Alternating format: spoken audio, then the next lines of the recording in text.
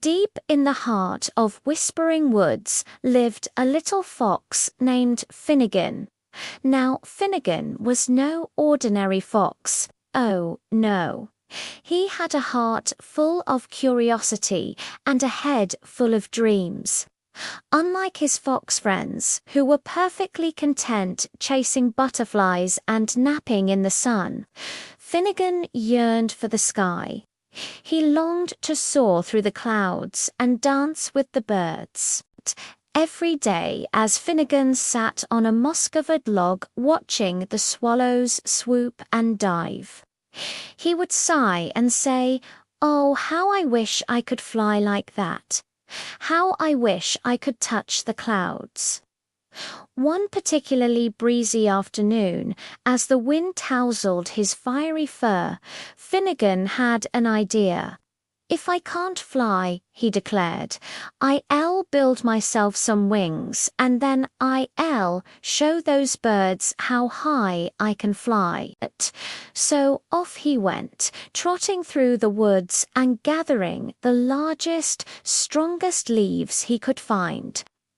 Soon he had collected enough to fashion 2 great wings, one for each side. Then, using vines, he tied them securely to his paws. Taking a deep breath, Finnegan leaped into the air and flapped his leafy wings. "I'm flying," he cried, or at least he tried to. But alas, instead of floating through the air, he landed with a thump on his back. Disheartened but determined, Finnegan sat down to figure out what to do next. A little bluebird, who had been watching him from a nearby tree, couldn't help but giggle. "Oh, Mr. Fox," she chirped, "that's the silliest thing I've ever seen. You're not a bird, so how could you possibly fly?" Finnegan sighed. "That may be true, little bird, but I want to fly more than anything in the world." The bluebird tilted her head. "Well, if you really want to fly, why don't you ask my friend Ethel the eagle? She's the best flyer in the whole wide sky. I'm sure she'll help you." "Thank you, little bird. I'll go see her right away." So off he went, trotting through the trees until he came upon a tall, sturdy oak. And there, perched on a strong branch, was the grandest eagle he had ever seen. Her feathers were the color of burnished gold, and her eyes sparkled like chips of ice. "Greetings, Miss Ethel," said Finnegan politely. "Might you please help me? I want to fly like you." Ethel the eagle regarded the little fox with amusement. "Mr. Fox, you're very sweet, but eagles don't just fly. It's in our nature. Besides, you have no wings." "I know, but I'm willing to work hard to learn. Just give me some pointers, please." Ethel the eagle stared at him for a moment, then burst into laughter. "Oh, Mr. Fox, you are a persistent one, aren't you? Very well, I shall help you. Meet me here tomorrow morning, and I'll teach you all I know about flying." And so the next day, bright and early, Finnegan arrived at the oak tree, and Ethel the eagle began her lesson. First, she said, "You must have powerful wings. You can't just flap with twigs and leaves. You'll need big, strong wings like these." With that, Ethel spread her mighty wings, and they both knew that Finnegan's twig and leaf wings would never match those magnificent golden ones. "But I have paws," Finnegan said hopefully, "and I can make those into wings." Ethel shook her head sadly. "I'm afraid that won't work, Mr. Fox. Flying isn't just about flapping your limbs. It's about believing you can fly. You have to feel the wind beneath your wings and the sun on your face as you soar above the world.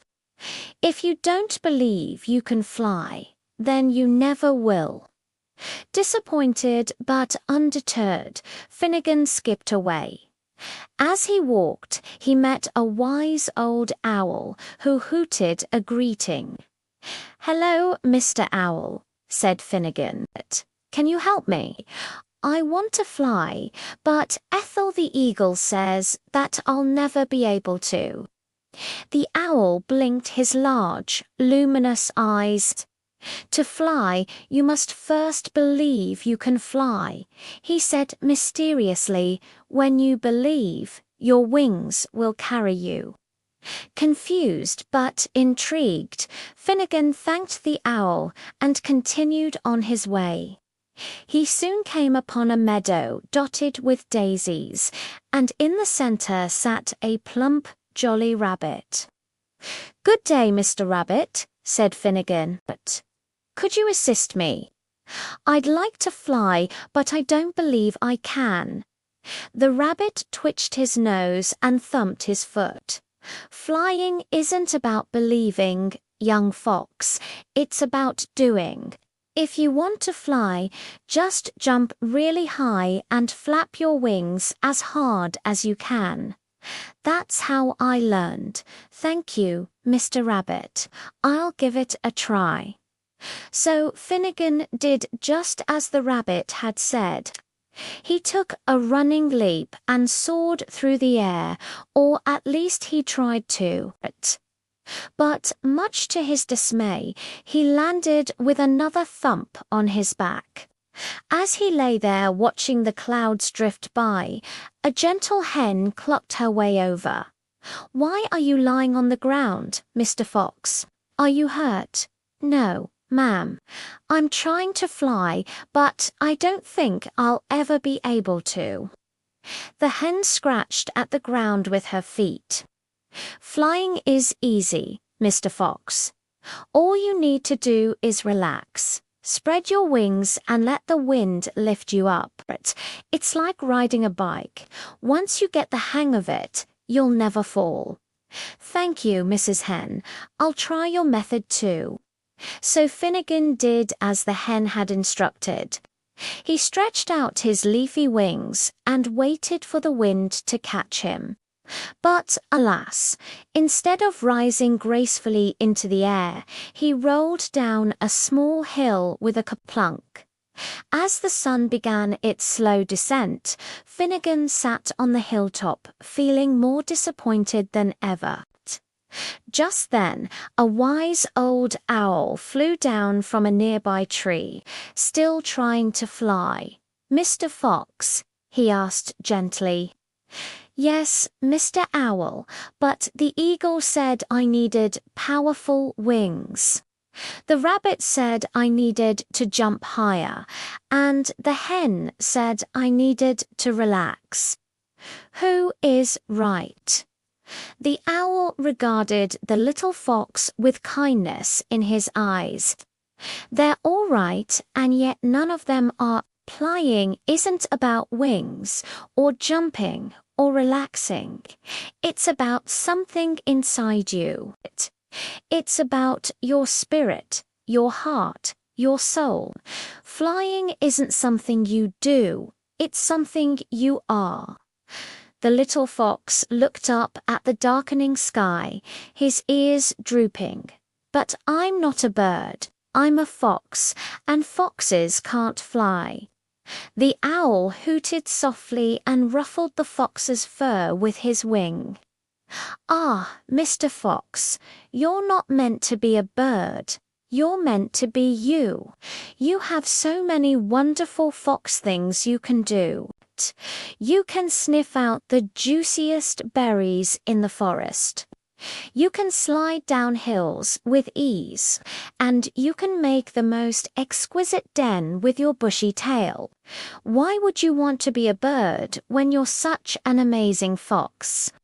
The little fox pondered the owl's words as he watched the last rays of sunlight fade from the sky. I guess you're right, Mr. Owl. I don't need to be a bird to be special. I am amazing just the way I am. And from that day on, Finnegan the Fox never tried to fly again. Instead, he spent his days playing with his favorite bluebird friends, sliding down hills with his fluffy tail, and napping in the warm sunshine. Happy to be just a curious, imaginative little fox